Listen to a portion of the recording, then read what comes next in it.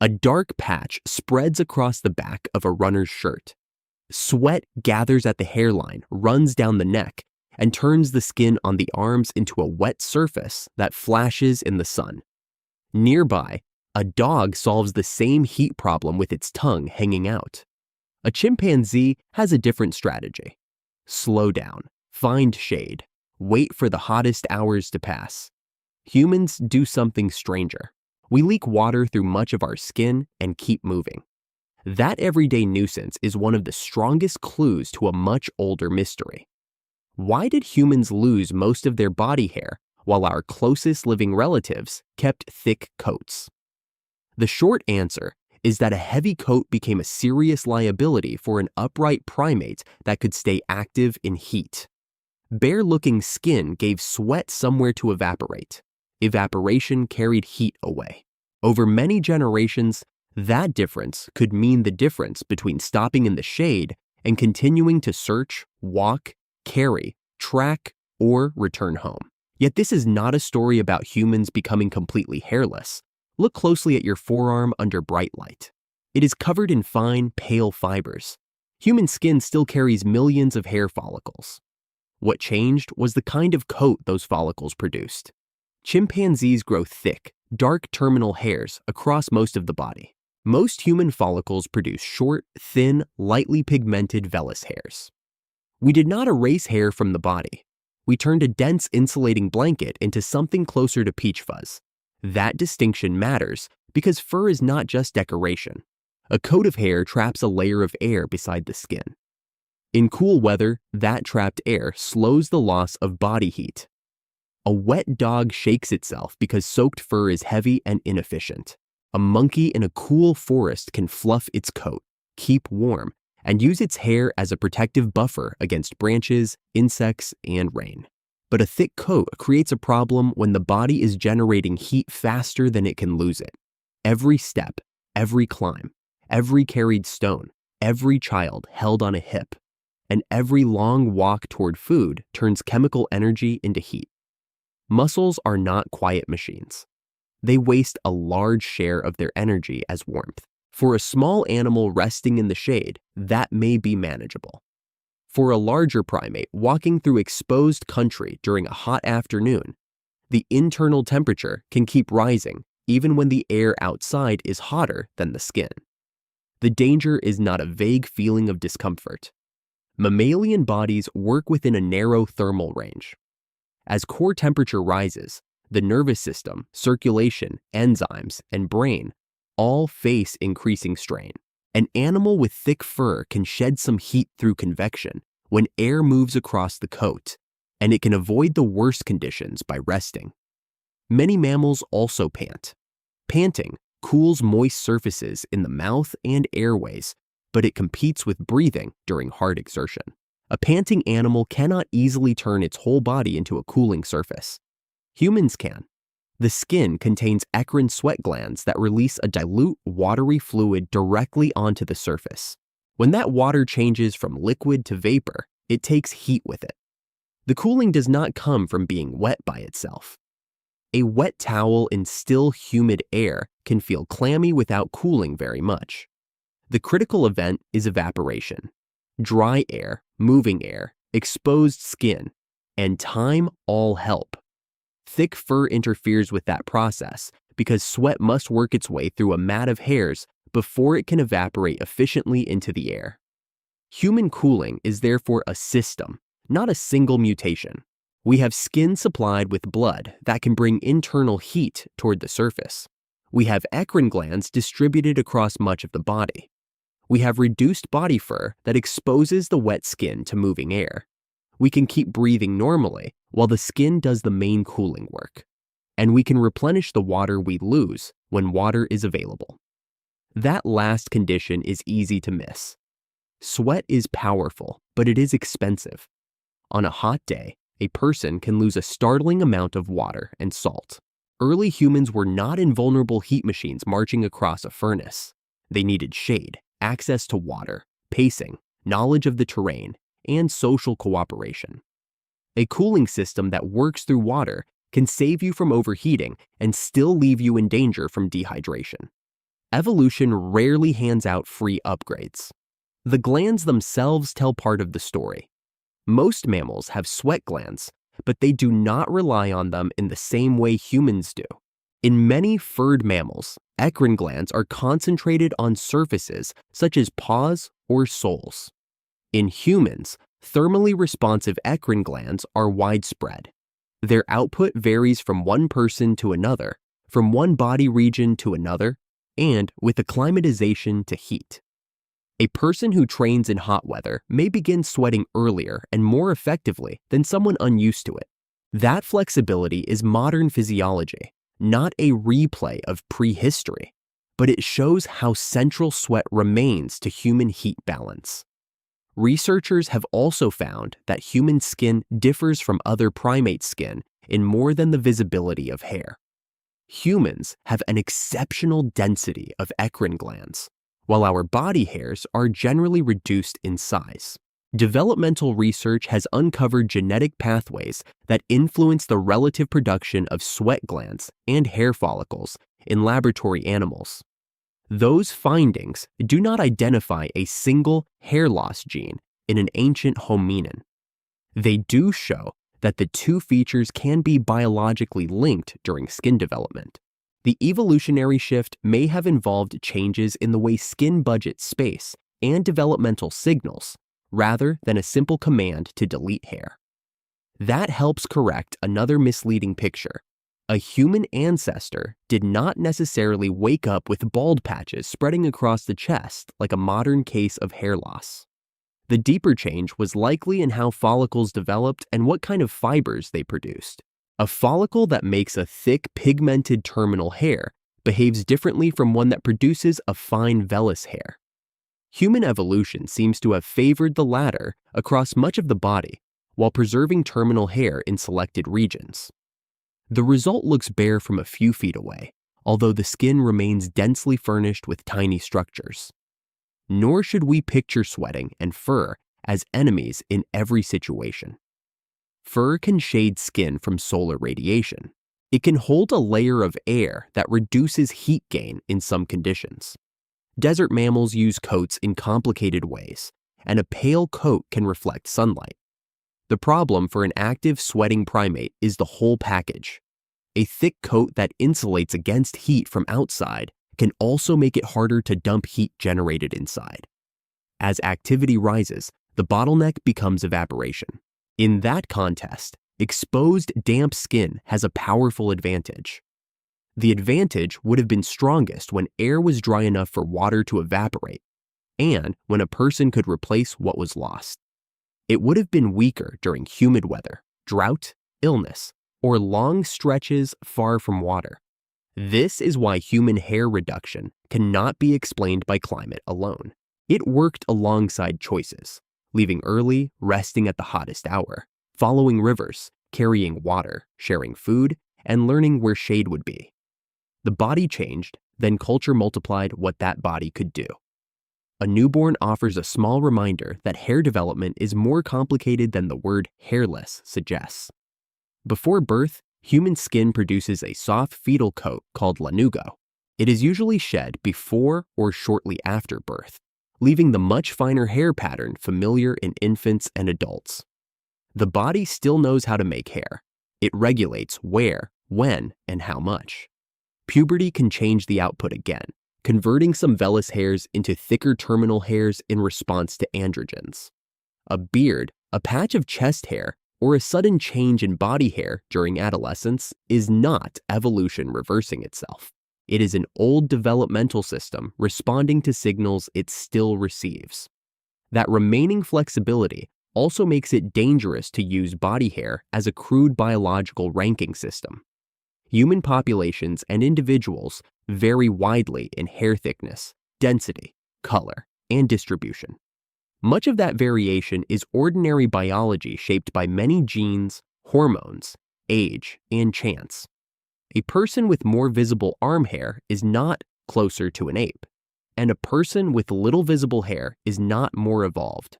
Every living human carries the same broad evolutionary solution: no thick insulating coat over most of the body. paired with skin that is unusually important for cooling. Even so, under the right conditions, sweat offers a remarkable advantage.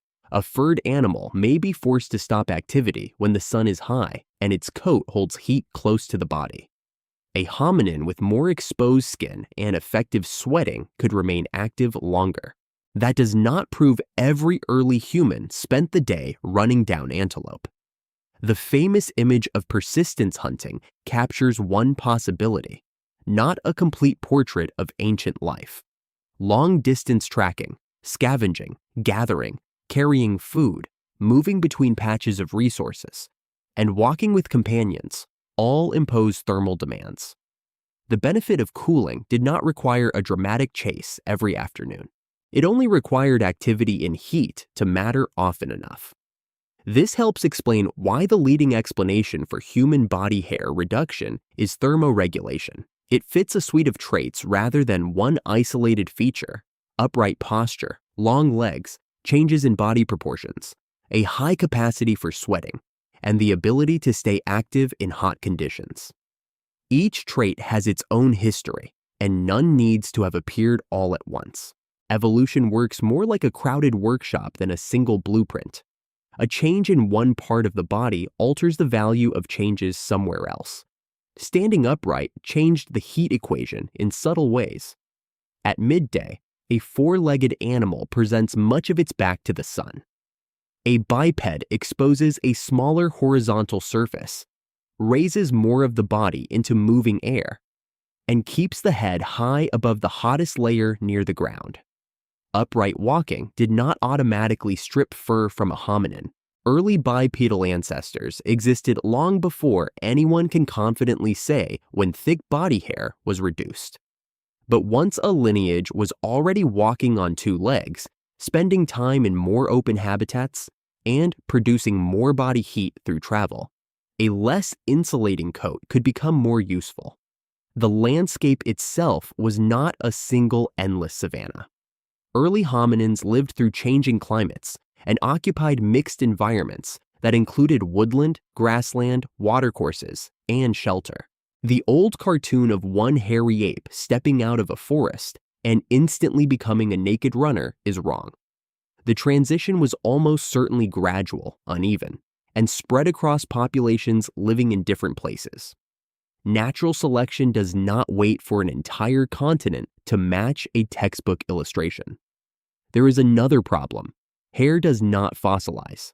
A skull can lie in sediment for more than 1 million years. Teeth can preserve scratches from food. A pelvis can reveal something about walking. But the dense coat on the skin of the animal that owned those bones is gone. No fossil has a label saying this individual had human-like body hair. Scientists have to work indirectly. They compare living primates, study human physiology, examine genes involved in skin and pigmentation, model heat exchange, and ask which combinations of traits make biological sense together. That is why the date of human furlessness remains uncertain. It is tempting to give one clean number, but the evidence does not support that level of confidence. Some lines of reasoning link reduced body hair to early members of the genus Homo, perhaps more than 1 million years ago, when bodies became more suited to long-distance walking, and when ancestral skin likely needed stronger protection from ultraviolet radiation. Those links are plausible, not a photograph of the past. Thick hair, thin hair, gland density, skin color, behavior, and habitat did not have to change on the same day, or even in the same order. Skin color is part of this puzzle because fur had once helped shield the skin beneath it from sunlight. A thick, dark coat can absorb and block much of the ultraviolet radiation that would otherwise strike bare skin. Once more of the body surface was exposed, pigmentation became far more important. Dark, melanin-rich skin helps protect against intense ultraviolet radiation while still allowing the body to sweat. The evolution of human pigmentation involved multiple selective pressures and later changed again as populations spread into regions with different sunlight levels. Still, the pairing makes biological sense.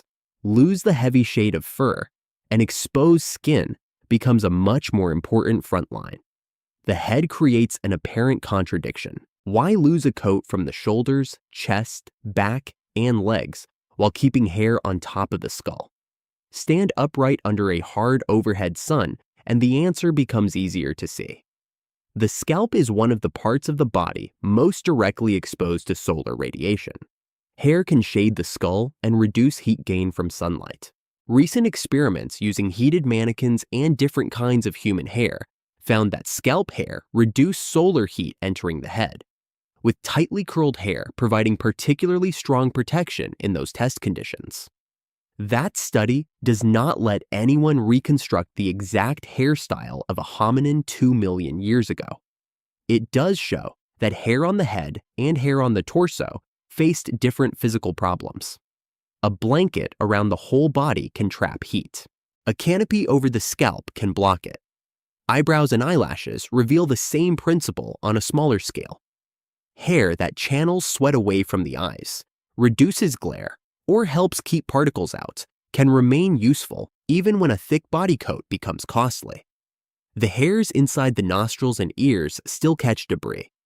Pubic and underarm hair grow in regions shaped strongly by hormones and skin-to-skin friction, and they may also influence how scents linger near the body. Their precise evolutionary histories are harder to prove than their modern functions. Human hair distribution is not a perfectly designed diagram. It is a patchwork assembled from old structures, new pressures, hormones, and developmental constraints. That patchwork becomes obvious when you get goosebumps. A cold gust passes through an open window. Tiny muscles at the base of hair follicles contract. The hairs rise. On a cat or a chimpanzee, raised fur traps more air and makes the animal look larger during fear or aggression. On a human forearm, the effect is mostly little bumps on skin covered with hairs too fine to create much insulation. The muscle is real. The reflex is real. The old hair-raising machinery is still wired into the body. It simply no longer produces the dramatic coat it once did in a furred ancestor. Goosebumps also appear during music, awe, fear, and sudden emotion because the same autonomic systems that prepare the body for a challenge can activate those tiny muscles. The reaction is not evidence that a song makes you secretly become a cave person. It is evidence that emotions can recruit ancient bodily circuits whose original effects depended on a thicker coat than the one we have now. Thermoregulation is the strongest explanation, but it is not the only evolutionary pressure worth considering. Thick fur is a habitat for ticks, fleas, lice, and other ectoparasites. Fewer long hairs could make some parasites easier to spot, remove, or disrupt. Living in larger groups, sleeping in repeated locations, and spending more time near carcasses or animal hides could have made parasite control more important.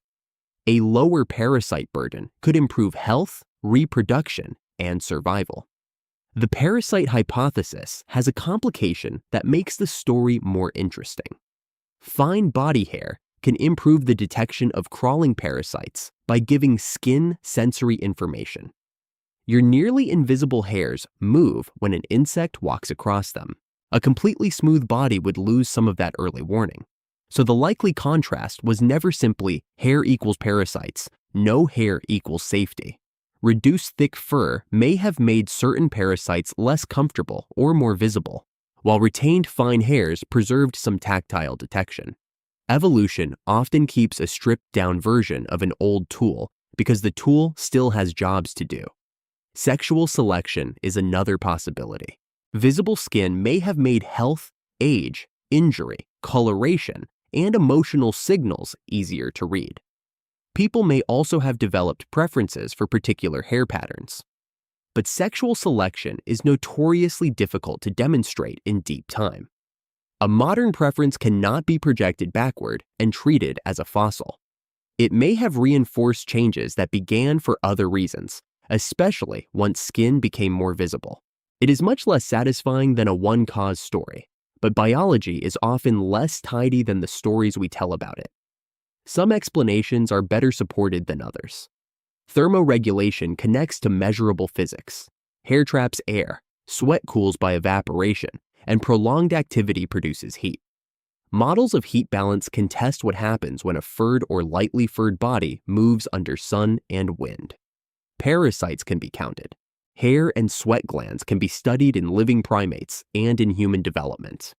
Sexual preferences can be measured in living people, even though their deep evolutionary significance remains uncertain. The farther a claim moves from measurable mechanism toward a sweeping origin story, the more cautious we should be. The modern human body still carries evidence of compromise. We can cool ourselves extremely well in dry heat when water is available. In humid conditions, sweat may drip without evaporating, and the same cooling system loses much of its power. We burn in sunlight more easily than a furred primate. We shiver in cold weather because our skin no longer traps much warm air. A thin layer of wind can cut through clothing and make the body feel suddenly exposed. Body hair reduction solved one challenge by making others harder. That trade-off helps explain why human survival became increasingly tied to behavior. Shelter matters. Fire matters. Clothing matters. Shared knowledge of seasonal weather matters. A furred animal carries much of its insulation everywhere it goes. Humans learn to build insulation outside the body, wrapped around the shoulders, stretched over a shelter frame, stacked beside a fire, carried in memory as a route to water or a warning about cold. Those solutions arrived over long spans of time and in different forms. They did not replace biology. They worked with the body biology had already made. It also explains why people have such different relationships with body hair today. Beards, arm hair, chest hair, leg hair, scalp hair, and eyebrow shape are loaded with culture, identity, fashion, grooming, age, and sex hormones. A few millimeters of hair can feel deeply personal, but beneath those choices sits an older pattern. Most human skin is built to be exposed. The hair we keep is uneven because the costs and benefits were uneven. A beard can grow thick while the shoulders remain lightly covered. A scalp can grow long hair while the back does not grow a coat. The difference between human hair and chimpanzee hair is also a warning against lazy language. Calling humans naked apes creates a memorable image, but it hides the engineering of the skin. We are not smooth mammals with a few embarrassing leftovers. We are primates whose body hairs became smaller, finer, and less insulating, while sweat glands became central to heat control. The change involved the surface of the body, the flow of blood beneath it, the amount of water we need, the risks of sunlight, the shape of our daily activity, and eventually the invention of ways to stay warm. A person walking across a hot street today may never think about any of that. Sweat starts at the forehead. A breeze touches the damp skin of the forearm. The body cools itself through a system refined long before air conditioning, sports drinks, cotton shirts, or shaded sidewalks. It is messy, salty, and inconvenient. It can leave a stain on a chair and fog your glasses at the worst possible moment. It is also one reason a human body could remain active when a fur coat would have made heat harder to escape. We did not lose our body hair because hair was useless. We reduced a thick coat because the open surface beneath it became more valuable. Our skin became a radiator, a water-powered cooling sheet, and a sensory boundary exposed to sun, wind, touch, and danger. The price was vulnerability to cold, thirst, and ultraviolet light. The reward was time. More time to move, to search, to carry, and to endure the heat of a day that other animals had to wait out.